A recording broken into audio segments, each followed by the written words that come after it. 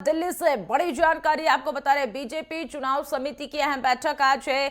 JP Nadda की अध्यक्षता में यह बैठक होगी। आम चुनाव के प्रत्याशियों को लेकर मंथन होगा। उत्तर प्रदेश की सीटों पर होगा मंथन। ये भी आपको बताते चले कि 15-20 उम्मीदवारों पर आज जो है मुहर लग सकती है। प्रधानमंत्री नरेंद्र मोदी, मुख्यमंत्री योगी आदित्यनाथ, गृह मंत्री अमित शाह मौजूद रहेंगे और इसी के साथ यूपी चुनाव प्रभारी बैजयंत पांडा भी शामिल रहने वाले हैं और प्रदेश अध्यक्ष भूपेंद्र चौधरी भी मौजूद रहेंगे। आज बीजेपी की पहली लिस्ट जारी हो सकती है, तो यह बड़ी जानकारी आपको बता रहे हैं। दिल्ली से बड़ी और अहम जानकारी आपको बता रहे हैं, आज बीजेपी की पहली लिस्ट जारी हो सकती है। बीजेपी चुनाव समिति की आज अहम बैठक है और जेपी नड्डा की अध्यक्षता में यह बैठक होगी। आम चुनाव के प्रत्याशियों को लेकर इसमें मंथन होगा। उत्तर प्रदेश की सीटों पर आज मंथन होगा।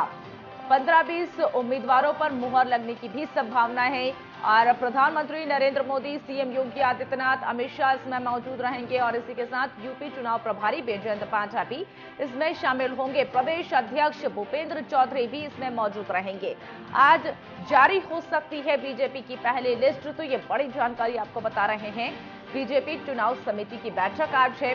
देखिए, जिस तरीके से लगातार चुनाव पास आते जा रहे हैं, बीजेपी का दौर लगातार बैठकों का बीजेपी में देखने को मिल रहा है और आज काफी अहम भी मानी जा सकती है क्योंकि आज बीजेपी की पहली लिस्ट आने की संभावना है। यह भी जताया जा रहा है कि 15-20 उम्मीदवारों के नाम आज पहली लिस्ट में शामिल किए जा सकते हैं। तो यह बड़ी जानकारी आपको दिल्ली से बता रहे हैं। प्रदेश अध्यक्ष भूपेंद्र चौधरी इस बैठक में मौजूद रहेंगे और इसी के साथ बीजेपी आज पहली लिस्ट जारी कर सकती है।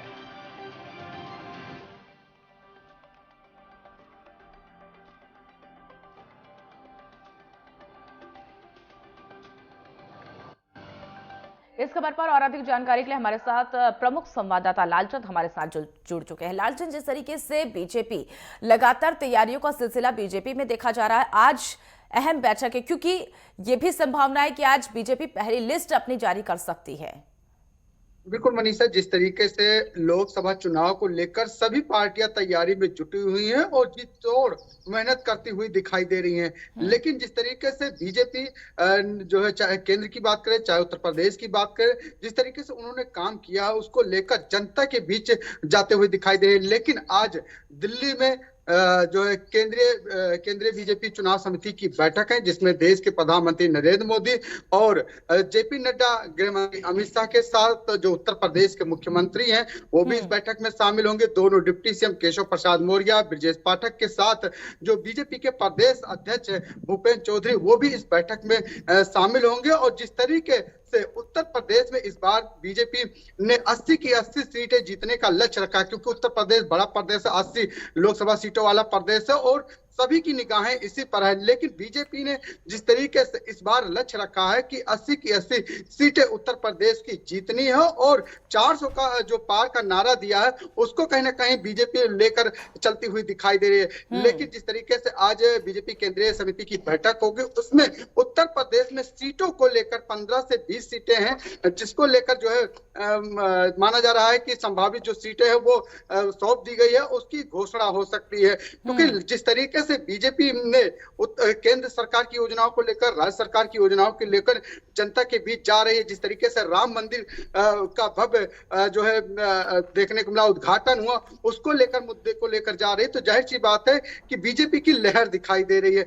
लेकिन जिस तरीके से सीटों के बंटवारों की बात करें उसको लेकर कहीं ना कहीं बीजेपी में मंथन चलता हुआ दिखाई दे रहा है, क्योंकि इस बार बीजेपी ऐसे उम्मीदवारों को जो है चयनित कर रही है जिन्होंने बीजेपी के लिए मेहनत की है, जो जनता के बीच जा रहे हैं। कई ऐसे सीटें सामने आ रही थी कि हो सकता है कि कई ऐसे सांसद रहे हैं, उनकी सीटें कट सकती है, नए चेहरे को जो है वरीयता दी जाएगी। इस तरीके की ऐसे में ये भी सुगबुगाहट अब तेज होने लगी है क्योंकि आज चुनाव समिति की बैठक है और अब ये भी कयास लगाए जा रहे हैं कि आज पहली लिस्ट बीजेपी की जो है जारी हो सकती है। ऐसे में कौन कौन उम्मीदवार जो है मैदान में उतार सकती है बीजेपी, क्योंकि लगातार हमने देखा है कि हर कुनबे के या फिर जो पिछड़ा वर्ग है या फिर कोई भी जाति धर्म का भी एजेंडा बीजेपी का देखा जा रहा है। तो इस लिस्ट में क्या देख सकते हैं बीजेपी की अगली रणनीति?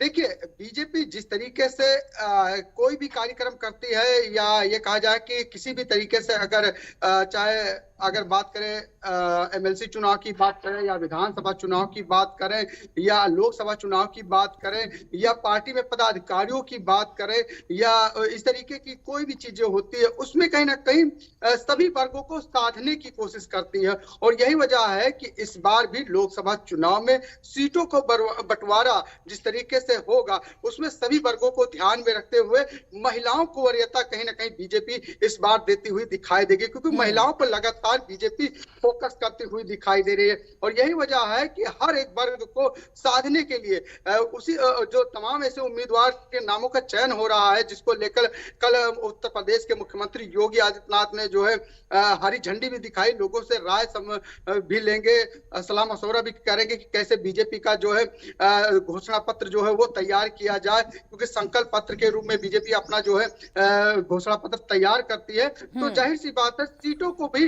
हर वर्ग को साधने की कोशिश करती है। जिस तरीके से समाजवादी पार्टी की बात करते, वो पीडीए का सिर्फ नारा दे रखे हैं कि जो है दलित, पिछड़ा, अल्पसंख्यक की, लेकिन बीजेपी कहीं ना कहीं चाहे वो सामान्य वर्ग से आता हो, चाहे दलित हो, पिछड़ा हो, चाहे महिला हो, चाहे अल्पसंख्यक हो, सभी को साधने की कोशिश करती है। और ये माना जा रहा है कि इस बार जिन्होंने जी तोड़ मेहनत की है, जिनका रिपोर्ट कार्ड तैयार किया गया था और केंद्रीय नेतृत्व को सौंपा गया था, उसके आधार पर वरीयता यहाँ पर बीजेपी देती हुई दिखाई देगी। ये माना जा रहा है कई ऐसे हैं, नए चेहरे भी हो सकते हैं, पुराने को भी टिकट कट सकता है, पुराने में भी कई ऐसे चेहरे हैं जिनको जो है वरीयता दी जा रही है। यानी कि मनीषा, यह माना जाए कि सभी वर्गों को ध्यान में रखते हुए पार्टी में जिन्होंने मजबूती से काम किया है, जनता के बीच गए हैं, उनको कहीं ना कहीं वरीयता यहाँ पर बीजेपी देती हुई दिखाई दे रही है। लेकिन जिस तरीके से आज बीजेपी केंद्रीय चुनाव समिति की बैठक है, उसमें उत्तर प्रदेश के मुख्यमंत्री भी जा रहे हैं, दोनों डिप्टी सीएम भी जा रहे हैं, प्रदेश अध्यक्ष भूपेंद्र चौधरी भी जा रहे हैं, और धर्मपाल सिंह जो संगठन महामंत्री वो भी जा रहे हैं। इसके साथ जो